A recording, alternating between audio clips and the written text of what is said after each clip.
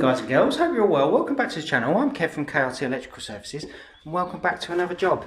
Today we are first fixing a kitchen, so I just thought I'd bring you along, show you how I mark out a kitchen, how I go about chasing out the walls, how I go about installing the cables and stuff like that. Nothing special, pretty mundane everyday stuff for me, but I thought I'd show it on the channel, just give you an idea of what I do, how I do it, and yeah, so let's get through to there, but before that, let's roll that title.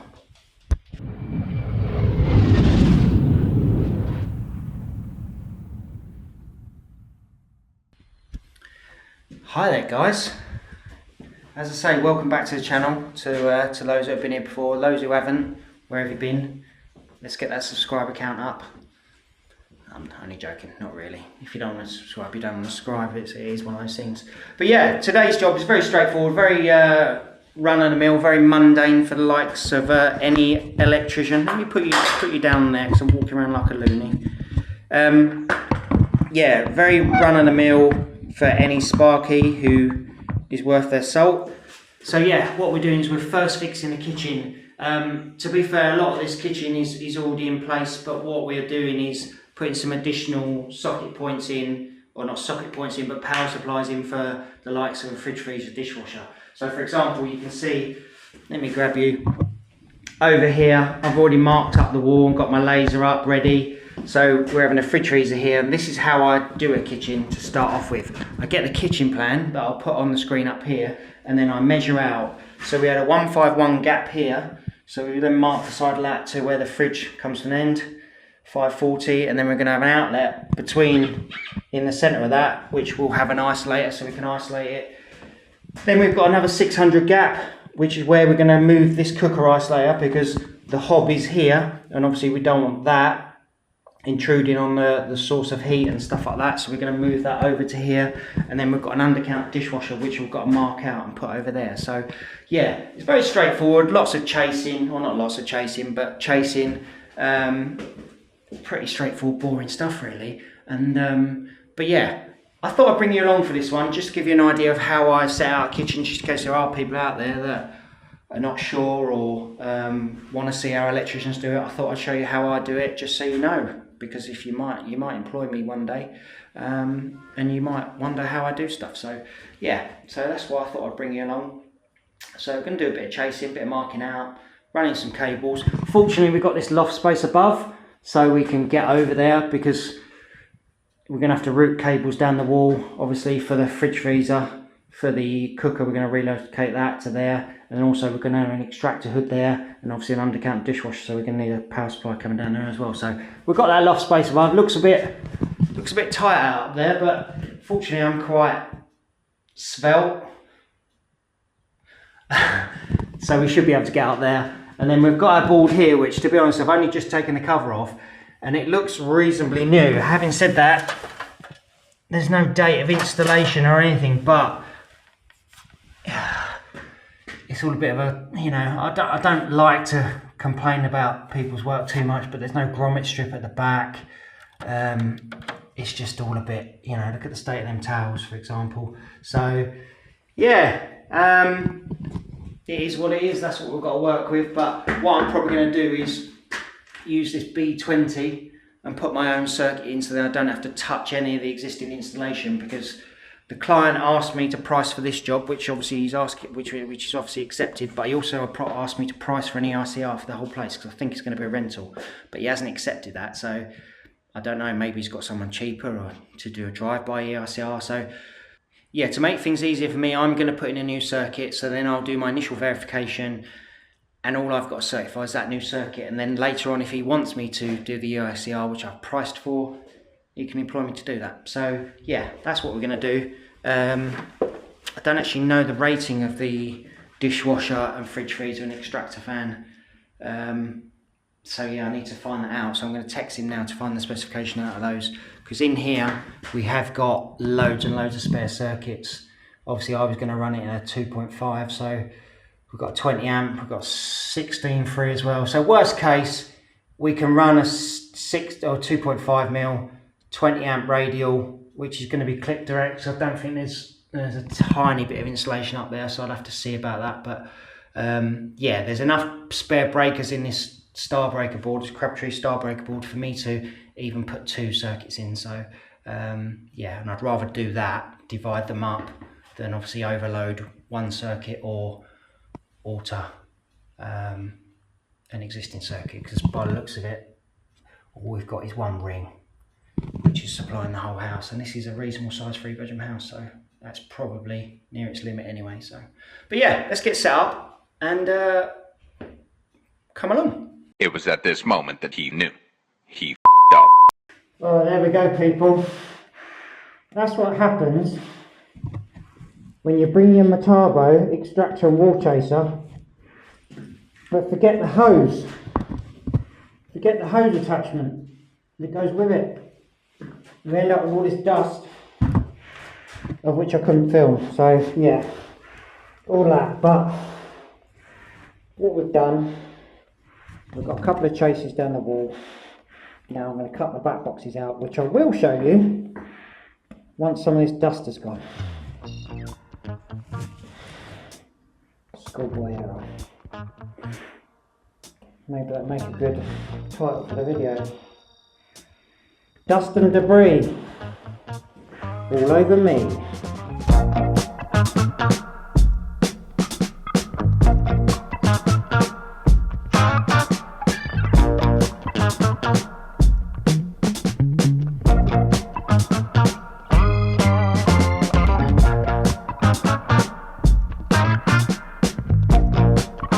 Right, so as you just seen, I just chased out those boxes with a hammer and chisel. Proper old school. You don't see any of the other YouTubers doing that, do you? Nah, old school me. It's got nothing to do with me forgetting to put my SDS back on the van. Honest, it's just I'd like to do it old style. Anyway, that's the result. The thing is with a hammer and chisel is it's hard work, and that's not even obviously a hammer and bolster. But if you do it with a blunt wood chisel, which these are all old blunt wood chisels, you get quite a nice finish. Like obviously this box needs to be deeper, so it's going to be 35mm, but I need to get one off the van, but I just wanted to make sure it fitted. But yeah, you get them nice and neat. Like yeah, a socket can just go on there now, and there's no making good around that whatsoever. And the same with that pretty much. So all I've got to do is chase down below this level here, because this is 90, which is generally worktop level. Chase down, so I'll have my cooker 6mm coming in there, obviously isolator down to an outlet plate. So yeah, just got to do that one up there now, but I won't bore you with that one because you've seen me, well, you haven't seen me chase up the wall because there was dust everywhere. 50cc. But you've seen me cut the boxes out. You see how I do it when you don't have an SDS. So yeah, that's the result. But we'll crack on with that one, and then once we've done that, we'll start running some cables, and you can come around with me. Right, so ladies and gents, you've seen me cut those boxes out, and what I've just done now is drilled up through the ceiling. So obviously try and avoid any damage to the coving whatsoever. There's a tiny bit, as you can see, but that can be repaired.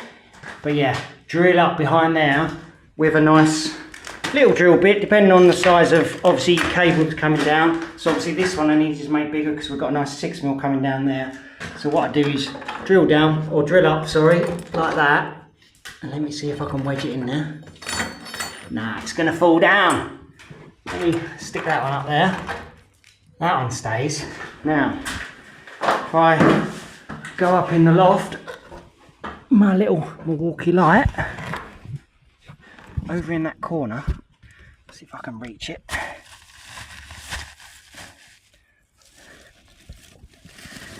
I should be able to see our drill bit.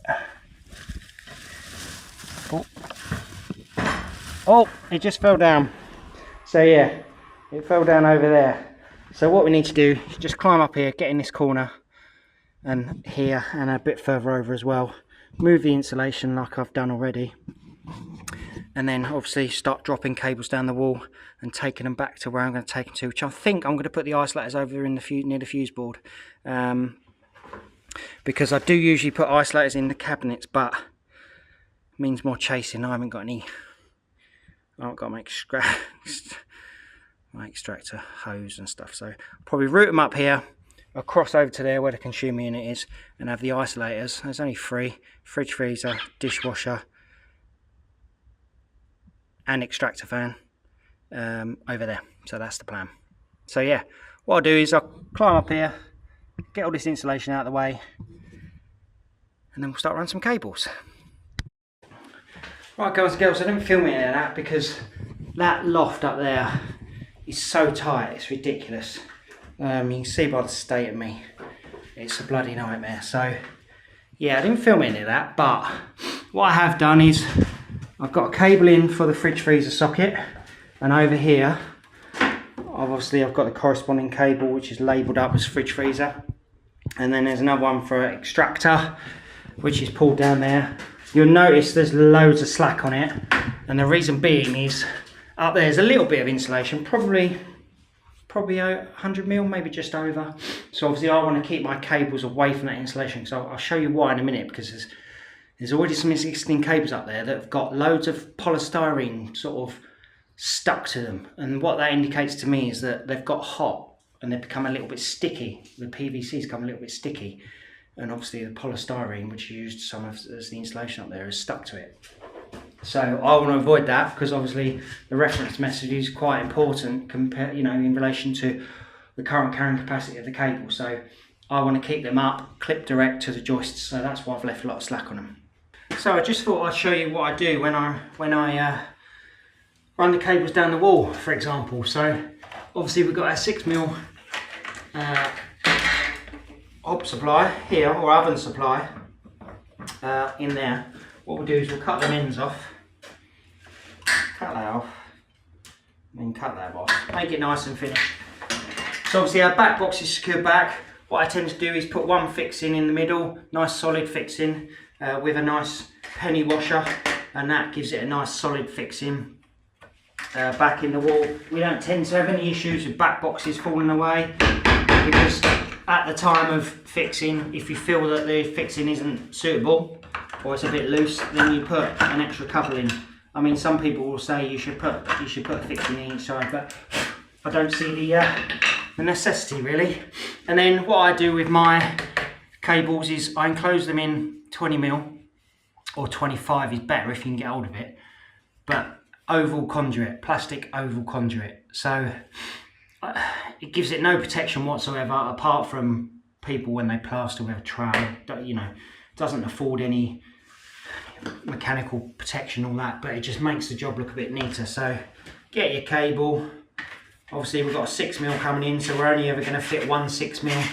With 20mm you can fit two twin and earths, 2.5, but they need to be nice and straight. Any kinks and it becomes hard work. So do that like that.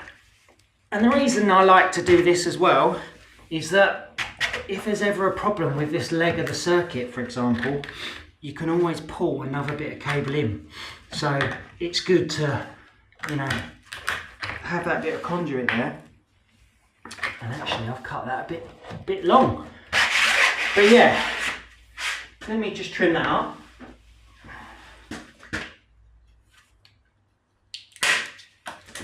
Like that.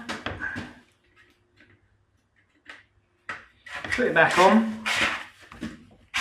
Yeah, so as I was saying, it's nice to have this, so if there's ever a problem with this cable, for example, hopefully you can pull another bit in without having to rip the wall apart.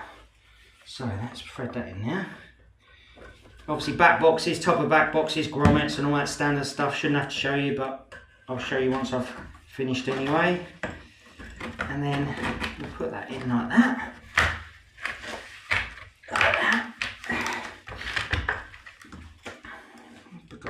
Wall there, which has just fallen out, but we'll bond that back in. And then what I tend to do is a lot of people put all-round bands 2 or 3 places in the wall, but you don't generally need it all the way, so just one hole.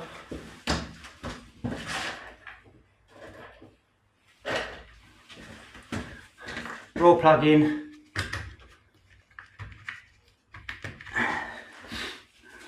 Screw, tiny washer, then what you do is get your impact, knock that raw plug in like that, and just screw it back. And what that does is just holds that in so it's nice and flush. So yeah, we end up with that result. So yeah, hopefully you could use this cable if you needed to pull a new bit in, because that goes up into the ceiling just like that one does. So hopefully you could rewire those if you needed to. But yeah, that's what I do with cables. So it's not to everyone's taste or liking, but that's why we're all different, isn't it? So yeah, just got that little one to do up there. Clip that cable over there, and then we'll just get on some deciding what I'm going to do with the isolators and stuff like that. Alright, I thought I'd bring you... Ah, typical. Bloody lights going off. Bear with me. Here we are. Right, I thought I'd bring you up here to show you how tight it is. It is mega tight up here. So anyway, but what I want to show you the loft, basically, because it's so small up here that there's nowhere to move. But also I want to show you the cables and why I'm going to clip my cables up and out the way. So if I move that there and then bring you over and then put you through there and then shine my torch over, see this here? I think this is part of the existing ring. And see, you've got all this polystyrene stuff stuck to it. All that cable at some point, when I moved all this insulation back, these cables were underneath this insulation and also this polystyrene stuff, and it's all the polystyrene stuck to it, which would indicate to me these cables have got hot, because they're under too much insulation. So that's the reason I want to bring you up here and put you back over there. That's the reason I wanted to bring you up here, to show you how I want to install my cable. So this is the cable, for example, that goes to the fridge freezer outlet, and what I'm going to do is clip that up and out the way on the timbers there, so that it has no contact or very little contact with any insulation. Because obviously if you've got reference method like, what is it, 101 under 100 mil of insulation, 102 under 100 or under 200 mil of insulation, and so on, obviously that derates the cables and lowers the current carrying capacity. So obviously I'm going to put 2 circuits in here. I don't know I'll be honest, I don't know the rating of the appliances. So, but having the isolators over by the fuse board gives me that flexibility to be able to just put another breaker in the board and supply one of the isolators with a bit of 2.5 mil on a 16 amp, and then maybe another one with 20 amp when it's clip directs, which can supply 2, because I don't know the rating of the appliances because they're not here and the customer don't know. So I've tried to look through the limited paperwork I've got, but I haven't, nothing's there. So I'm leaving myself the ability to add 2 circuits, but to avoid the cables derating, I'm going to clip them up there on the timbers so they're not laying down in the insulation like here, for example. So yeah, that's what I'm doing.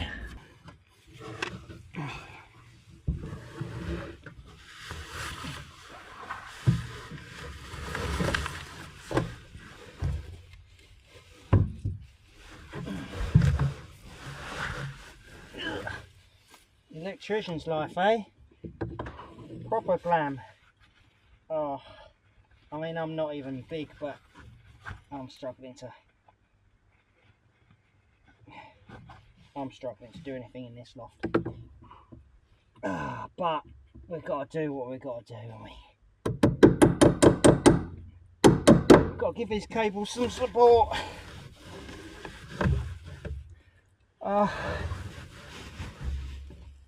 There we go. Right. Keep them off that insulation.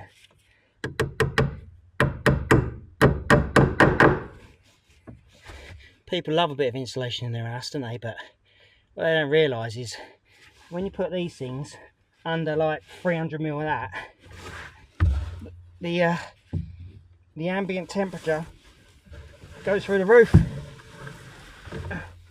Oh God! Oh, for God's sake! Ah! Oh, stuck. Oh, I'm stuck. Oh, man. Oh, Jesus. Sorry for anyone who's religious. Shouldn't use the Lord's name in, is it vain? But, oh, when you're trying to manoeuvre yourself down a gap like that, sometimes you just can't help it. Let's get out of here. Right, here we are. There's a little bit of muck on the screen. Anyway, as you can see, we've chucked some muck in them holes. Not the neatest, but it just fills the holes. I always do it because then the client can rub it down, get it plastered or whatever. So yeah, the only thing I haven't done is I haven't filled that because that's so deep, you're not going to be able to put anything like bonding in it. It's too deep. So I don't know what the client's going to do with that, but there you go. So what I've done is brought those cables down there. I'm thinking I'm going to put a bit of trunking in there when I come back to second fix, a bit of trunking.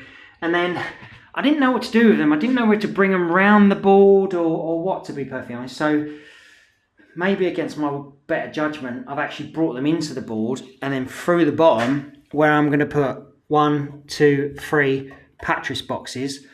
And that's where my isolators are going to be. So people will probably say, well, if the board's got to be changed, then these have all got to be pulled out and all that sort of stuff. Well, I suspect this board has been put in fairly recently, albeit to a pretty bad standard, but I suspect this is fairly new.